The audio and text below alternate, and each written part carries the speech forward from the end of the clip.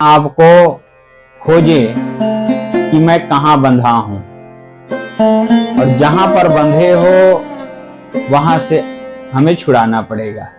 सदगुरु ने कहा, बिन रसरी गर शकलो बंधा, तासो बंधा अलेख, बिना दर्पण हस्त बिना, चश्म बिना क्या देख। बिन रसरी गर शकलो बंधा, किसी को बांधने के लिए क्या चाहिए? रस्सी चाहिए। सदगुरु कहते हैं, बिन रसरी, बिना रस्सी के सभी मनुष्य के गला बंधा हुआ है। सभी मनुष्य के गला बंधा हुआ है। वो रस्सी कौन है? वो अदृश्य रस्सी कौन है?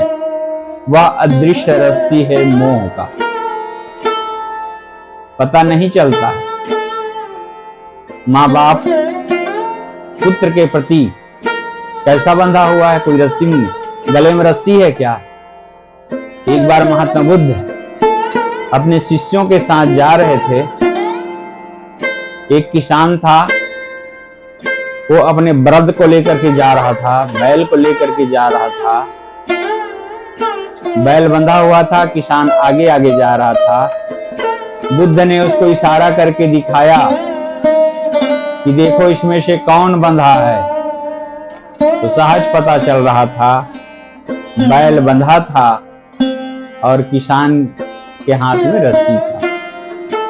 सभी लोगों ने कहा कि बैल बंधा है, क्योंकि रस्सी उसके हाथ में था। थोड़ा देर के बाद हुआ क्या था कि बैल रस्सी को तोड़ करके भाग रहा था। अब किसान के हाथ में रस्सी नहीं है, बैल आगे आगे भाग रहा है, किसान पीछे पीछे भाग रहा है। बुद्ध ने कहा कि अब बताओ कि अब कौन बंधा है? अब रस्सी तो है नहीं, रस्सी थी तब तो लग रहा था बैल बंधा था, अब रस्सी तो टूट गया है, अब कौन बंधा है? तब कहे कि महाराज ये तो किसान बंधा हुआ है। वो अंदर से मानता है कि ये मेरा बैल है, ये मेरा घर है, ये मेरा जमीन है, ये मेरा परिवार है। मेरे में जो है आदमी, वही अदृश्य बंधन है। और इन्हीं बातों को लेकर के सदगुरु कहते हैं, बंदे कर ले आप निमेरा। अपने आप के निमेरा कर लो, अपने आप को छुड़ा लो। जो आदमी जितने छूटता जाएगा उतना अपने जीवन को निर्मल करता जाएगा। एक सत्संगी था, जैसे आप लोग सत्संगी वैसे सत्संगी था। सत्संगी के घर में एक सुआ पाला हुआ था, पोपट घर में था और वो बोलता था। तो एक दिन वो सत्संगी अपने पत्नी से कहा कि देखो जी, मैं सत्संग में जा रहा हूं। तो सुग्गा ने उससे पूछ बैठा कि सत्संग में क्या होता है? उन्होंने कहा कि सत्संग में सत्य की चर्चा होता है, बंधन पर चर्चा होता है, माया मोह पर चर्चा होता है, ब्रह्म पर चर्चा होता है, आत्मा पर चर्चा होती है। सारी चर्चा होते हैं और इनसे छूटने का उपाय बताया जाता है। तो उन्होंने सुग्गा ने कहा कि आप सत्संग में जा ही रहे हैं तो मेरा एक प्रश्न है, आप पूछ आना कि मेरा मुक्ति कब होगी।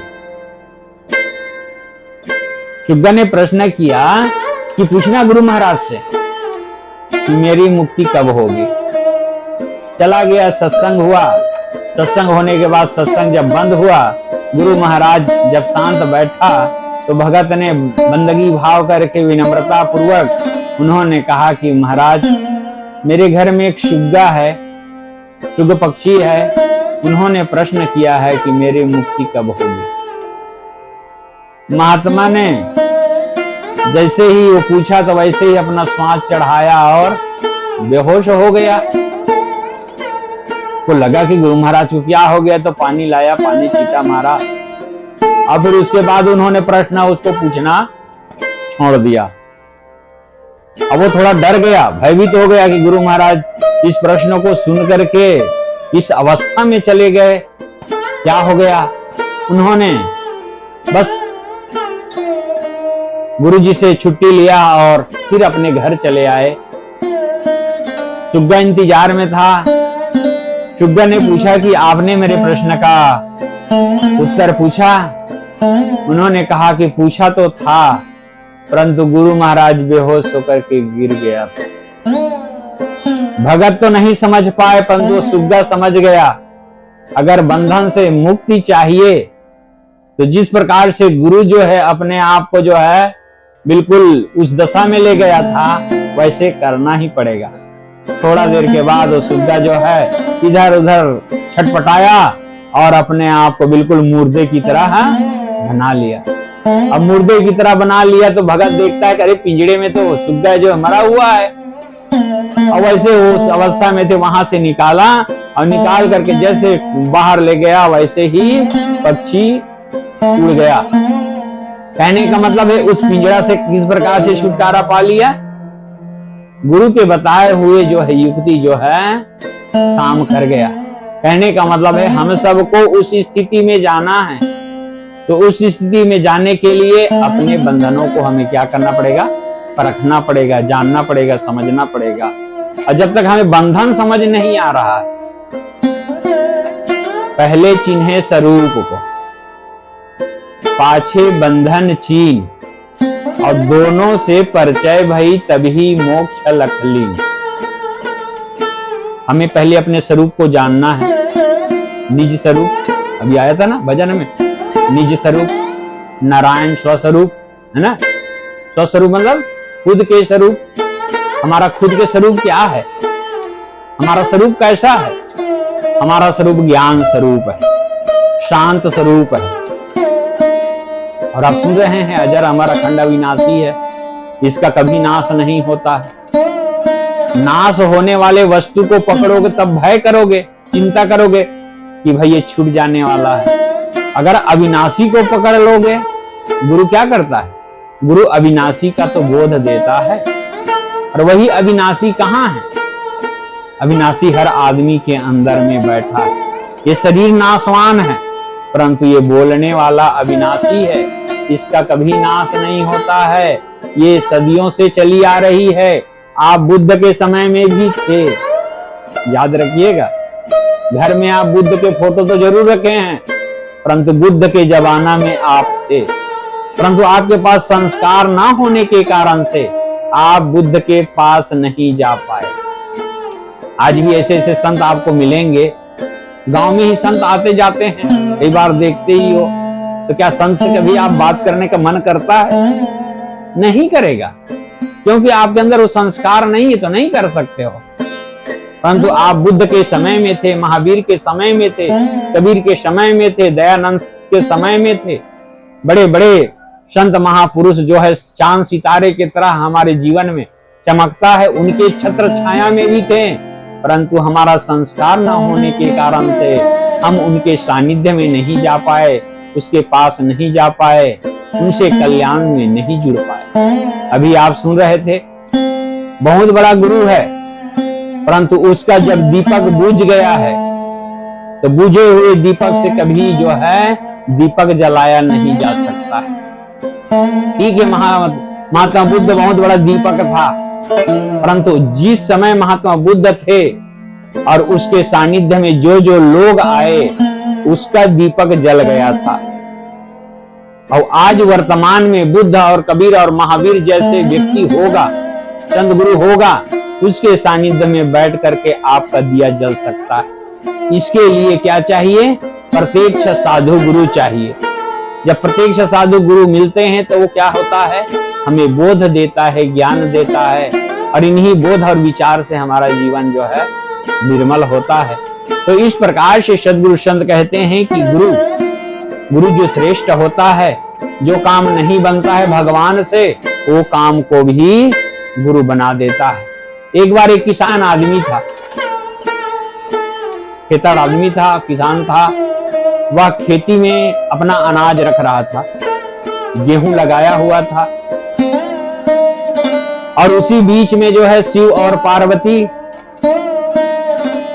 वो जो निकले भ्रमण करने के लिए, तो गाड़ी होती थी, गाड़ी, तो उस गाड़ी में निकले।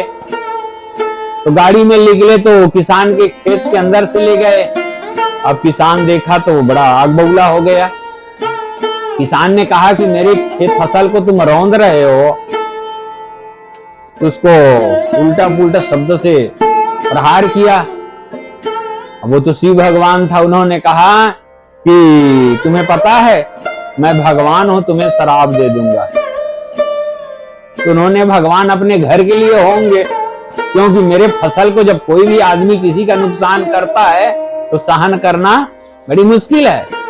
तो सहन उसको नहीं हो रहा था, तो उन्होंने शराब ही दे दिया और कहा कि जब जितने गट्ठर बांधोगे उतना ही पाव तुम्हारे खेत में अनाज होगा। गट्ठर समझ गए ना, बोझ, बंडल बांधा जाता है तो बंडल छोटे से थोड़ी होता है, बंडल बड़े बड़े होता है। और उसमें उन्होंने श्राप दे दिया कि 1 पाव होगा अनाज। बड़ा परेशान हुआ, घर आया, उसकी बेचैनी को देख करके उसकी पत्नी ने कहा क्या हुआ।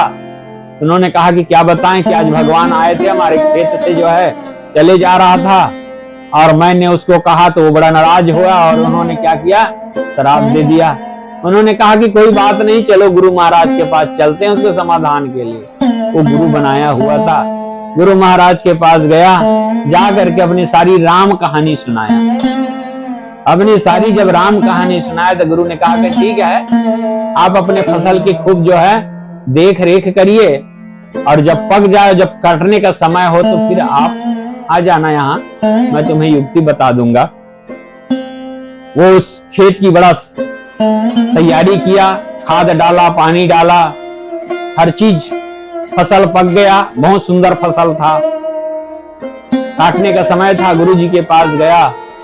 गुरुजी ने कहा कि देखो, जब आप काटोगे तो जैसे ही काटना शुरू करो तो एक मुट्ठी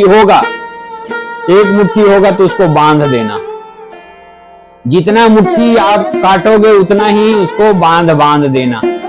और उतनी मुट्ठी उन्होंने बांध दिया। अब हुआ क्या था, शर्त तो था ना कि जितना गट्ठर बांधोगे उतना ही पाव अनाज मिलेगा। अब 1 मुट्ठा था तो 1 मुट्ठा में 1 पाव कहां होने वाला था, परंतु शर्त के अनुसार जब उसको मिजाई करने लगा तो क्या हुआ, तो शिव और पार्वती को लेने के बदले क्या हो गया, देने पड़ गया। इसलिए गुरु जो होते हैं वो युक्ति बता देते हैं, वो छुटकारा करा देते हैं, जो जीव बंधा हुआ है उनको छुड़ा लेते हैं। तो इस प्रकार साहब कहते हैं, बंदे कर ले आपने मेरा, आप जियत लखो, आप जीते जीते अपने आप को लखो, पहचानो कि तुम कौन हो, कहां से आए हो, कहां जाओगे, इसको पहचानना पड़ेगा।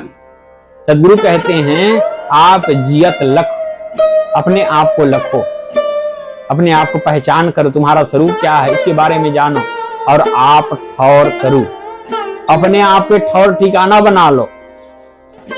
एक बच्चा जब पढ़ाई करता है, पढ़ने जब जाता है स्कूल, जब नौकरी पाता है तो लोग कहते हैं कि इसका ठौर ठिकाना हो गया, क्योंकि नौकरी मिल गया तो कुछ कमाने लायक हो गया, इस प्रकार से कहा जाता है।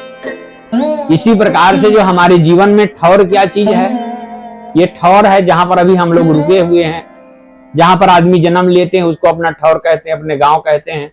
और सदगुरु कबीर साहब ने इसके बारे में कहा है कि जिस प्रकार से जिस गांव में जिस ठौर ठिकाना में रहते हो, ये ठौर ठिकाना तुम्हारा नहीं है, ये हमारा असली पता नहीं है, हमारा असली पता ये नहीं है, हमारा असली पता कहीं और है। एक ने वही खोज रहा था कि मैं कौन हूं, लोगों को पूछता, भगवान के बारे में पूछता, तो पूछते पूछते संतों के पास जाता। संत कहता कि हम ही को तो भगवान नहीं मिला, तो हम तुम्हें भगवान के कहां से परिचय बताएंगे। इस प्रकार से वो कहता। एक संत के पास गया और संत से पूछने लगा, अच्छा ये बताओ कि तुम अपनी पता बता दो, क्योंकि भगवान के पास मेरे को लेटर लिखना पड़ेगा। तो अपना पता बताया कि केशोद में रहता हूं और गायत्री नगर में रहता हूं, अमुक मकान नंबर है। तो उन्होंने कहा कि गायत्री नगर में कब से रहते हो? गायत्री नगर में कब से रहते हो? तो उन्होंने कहा कि मैं जन्म से रहता हूं। तो ये बताओ जन्म के पहले कहां थे? जन्म के पहले कहां थे? तुम्हारा पता गलत है, और तुम्हारा पता गलत है तो भगवान के पास पत्र जाएगा नहीं। इसलिए पहले अपना पता का पता लगाओ। और इस प्रकार से वो पता लगाते लगाते सत्संग में गया, और सत्संग में जा करके उसको पता चल गया कि ये जीव जो है अनादि काल से है। ये जीव कैसा है? अनादि काल से है। अभी जन्म लिया तो समझ लेते हैं कि यही हमारा सब कुछ है। इसलिए हमें असली घर का पता लगाना है। ये बाहर का घर है, बाहर छूट जाने वाला है। असली घर अपनी आत्मा है, अपनी चेतन है, अपने निज स्वरूप है। और अपने निज स्वरूप में कैसे हमें उसकी पहचान करना है। निज स्वरूप स्व मतलब खुद, रूप मतलब पदार्थ, और स्थिति मतलब ठहराव। आप अपने पदार्थ में कब ठहरते हैं, इसके लिए बताया जाता है कि ये चेतन है, जो आत्मा है, ये 4 जगह रहता है। ये चेतन आत्मा कितने जगह रहते हैं? 4 जगह उसको खोज सकते हो। पहला जगह है जागृत अवस्था। पहला कहां है? जागृत अवस्था। परंतु जागृत में खोजोगे तो सब कुछ मिलेगा, परंतु आप अपने आप को नहीं खोज पाते हो। दूसरा है स्वप्न अवस्था। स्वप्न तो प्रतिबिंब है। जागृत में तो वस्तु पता चलता है, रुपया पैसा धन दौलत दिखाई देता है, सामने प्रत्यक्ष होता है। और सपना में आपने रुपया गिना, सपने में रुपया गिना, पैसा गिना, सोना चांदी आपको मिल गया सपने में, तो क्या चीज है? वो जागृत की अवस्था है। सपना तो पूरा कल्पना है ना? वहां कोई ओरिजिनल चीज नहीं मिलने वाला है सपना में। तो सपना अवस्था हो गया। और तीसरा है सुषुप्ति अवस्था। जागृत में तो जाग ही रहे हो, वहां पर थोड़ा से आपका है कुछ उपस्थिति। सपना में भी सपना कौन देखा? सपना कौन देखा? अगर आप नहीं होगे तो कौन कहेगा कि मैंने रात में इतना सपना देखा? तो सपना देखने वाला तो कोई था। एक बार एक राजा था। राजा सपना देखा कि मैं भिखार हो गया, भिखारी बन गया। दर दर घर घर भीख मांग रहा था, वो भिखमंगे हो गए। सपना तो सपना, राजा सपना देख रहा था कि मैं भिखारी हो गया, और घर घर जो है वो अन्न मांग रहा था। अन्न मांग करके वो 2 दिन के भूखा था, तो खिचड़ी बनाया। और खिचड़ी बनाया तो बर्तन तो था नहीं, तो केले के पत्ते में खिचड़ी को ठंडा रहा था। इतने में 2 भैंसा जो है लड़ते लड़ते आया और उस खिचड़ी को रौंद दिया और राजा की तरफ टूट पड़ा। जब राजा की तरफ टूट पड़ा तो भय के कारण से जाग गया। आप भी कभी सपना देखे होंगे या आपके जीवन में सपना आया होगा, कोई भयावह सपना होगा। तो भयावह सपना होगा तो जैसे जागो तब आपके धड़कन जो है बड़ा तेज रहेगा, है ना? घटना तो घटा है सपना में, परंतु उसके हृदय में उसकी जो है गतिविधि प्रत्यक्ष अनुभव करता है। तो इस प्रकार से सपना देखा और उसके नींद खुल गया। नींद खुल गया तो सोने के पलंग में सोया हुआ था। दरवाजे पर पहरेदार पहरे दे रहे थे। अब उसको आश्चर्य हुआ कि मैंने रात में सपना देखा। उसके मन में हुआ कि ये सत्य है कि वो सत्य है, ये सपना सत्य था कि राज्य सत्य है। तो बेजुआर हुआ, मंत्रियों से चर्चा करने लगा। मंत्रियों ने कहा कि महाराज ये कोई संत महापुरुषों के पास जाइए, तब उसके समाधान मिल जाएगा। गांव के बाहर एक साधु रहता था, साधु के पास गया और जा करके उसने कहा कि महाराज ये राज्य काज सत्य है कि रात में मैंने सपना देखा वो सत्य है।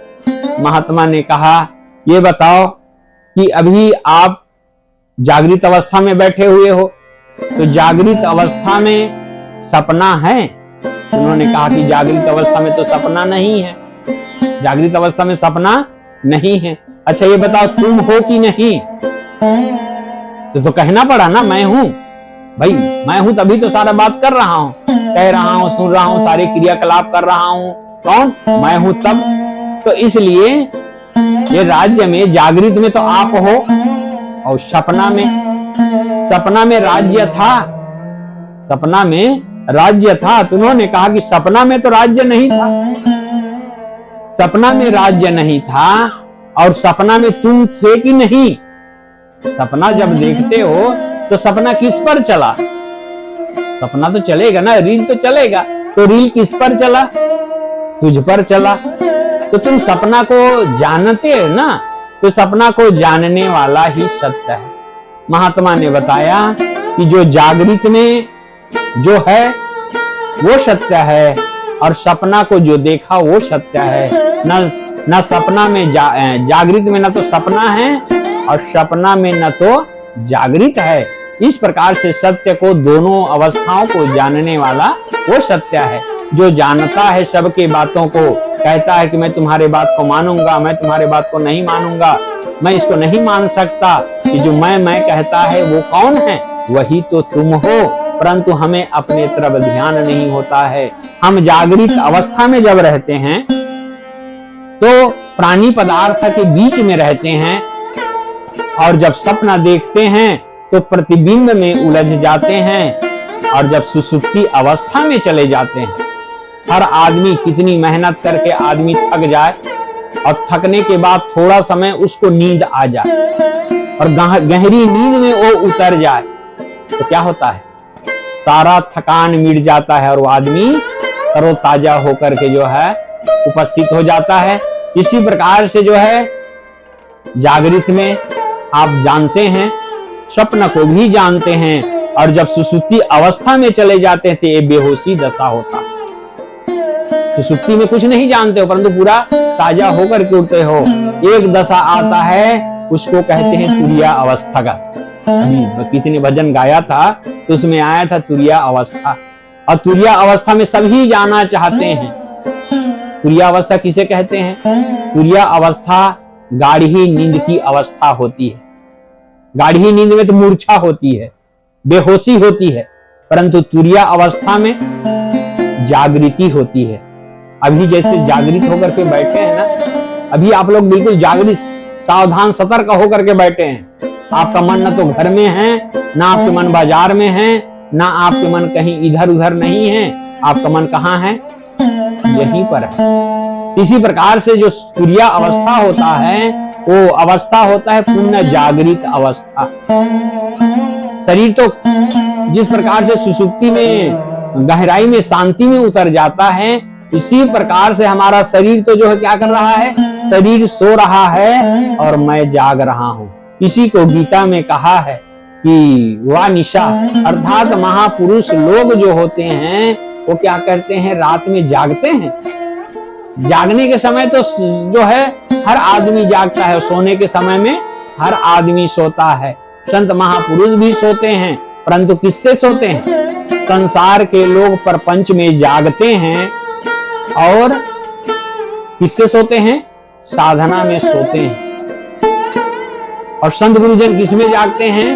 संत गुरुजन जो है पुरुषार्थ में जागते हैं और प्रपंच से सोते हैं।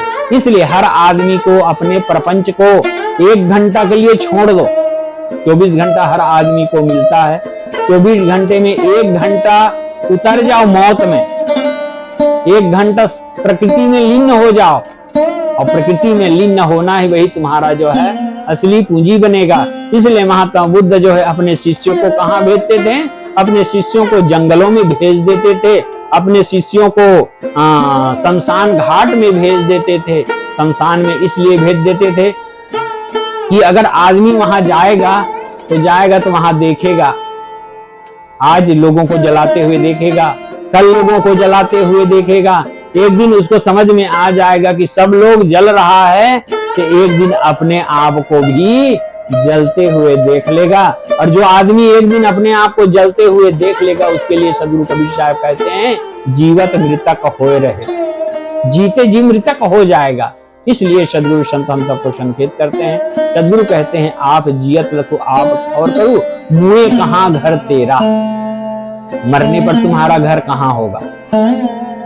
अभी तो को किसी ने कहेगा कि हमारा घर वहां है, और मरने पर, इसलिए इस कच्ची घर को छोड़ करके पक्की घर बना लो। और पक्की घर कौन सा है? अपनी आत्मा धाम है। अपना निज स्वरूप है। और यही निज स्वरूप के बारे में आप सब जो है गुरु परंपरा में यही बात बताते हैं कि अपने निज स्वरूप को पहचान लो और यही तुम्हारा धाम, यही तुम्हारा मंजिल है। सदगुरु कबीर साहब कहते हैं, कहें कबीर सुनो भाई साधु, कठिन काल को घेरा। काल का घेरा इतना जबरदस्त है, जब से हम जन्म लिए हैं तब से वो हमारा पीछे लगा हुआ है।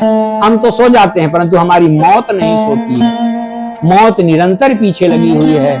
इसलिए उस मौत को अगर हमें जीतना होगा तो अपने राम में ठहरना होगा, राम रस में मिलना होगा, राम रस को पीना होगा। यही राम रस ही हमारे लिए अमृत है। इसलिए सदगुरु संत हम सबको बताते हैं, सद जज कर जिस दिन मौत की सहजादी आएगी, न सोना काम आएगा न चांदी आएगी। सज धज कर जिस दिन मौत की सहजादी आएगी, न सोना काम आएगा न चांदी आएगी। छोटा सा तो कितने बड़े अरमान है तेरे, छोटा सा तो कितने बड़े अरमान है तेरे।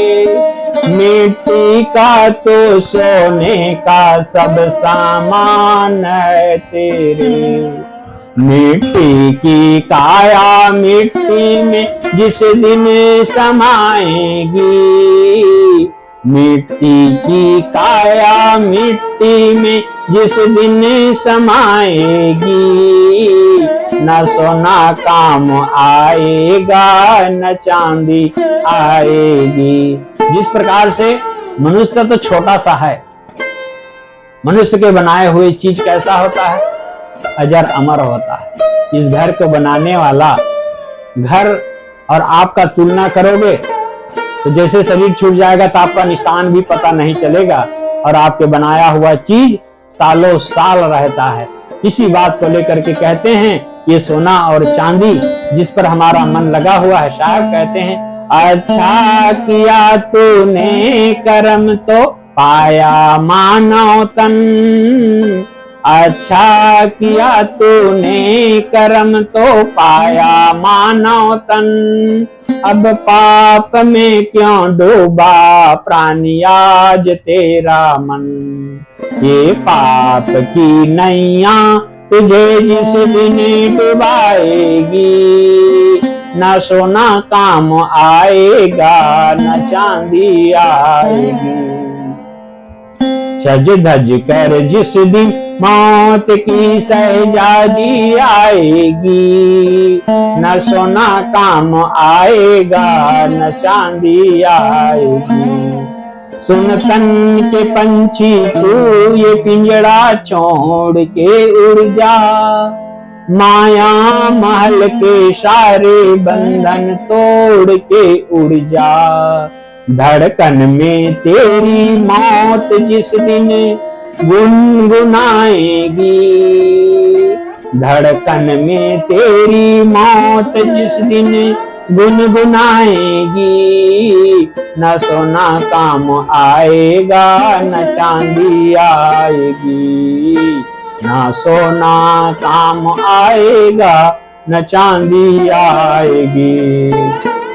तो मैं आप सबके बीच सदगुरु कबीर साहब के एक पद पर कुछ कहने का प्रयास कर रहा था। सदगुरु कहते हैं, बंदे कर ले आप निवेरा, आप जियत लखो आप ठौर करूं, मुए कहाँ घर तेरा। कहें कबीर सुनो भाई साधो, कठिन काल को घेरा। इसलिए संसार सागर से हम सबको आगे बढ़ना है तो राम को जानना है और मौत की याद रखना है।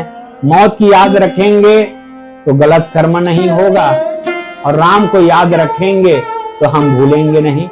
इसलिए आप सबको धन्यवाद देते हुए मैं अपनी वाणी को यहीं पर विराम देता हूँ।